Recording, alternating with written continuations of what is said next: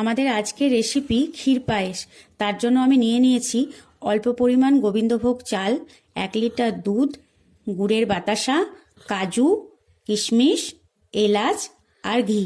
আমি এবার গোবিন্দভোগ চালটা ঘিয়ের সঙ্গে ভালো করে মিশিয়ে নেব এবং কিছুক্ষণ রেখে দেব। আমি 1 লিটার দুধ কড়াইয়ের মধ্যে দিয়ে দিয়েছি।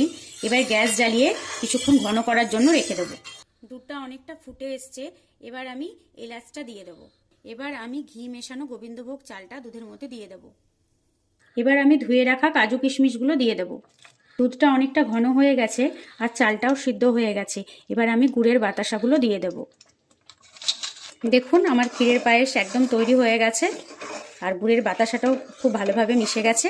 ক্ষীর পায়েস পুরো তৈরি হয়ে গেছে। আমি বাটিতে খুব সুন্দর করে সাজিয়ে নিয়েছি। আপনারাও এভাবে বাড়িতে ট্রাই করবেন, ভালো লাগবে। আর ভালো লাগলে অবশ্যই লাইক, শেয়ার আর সাবস্ক্রাইব করবেন।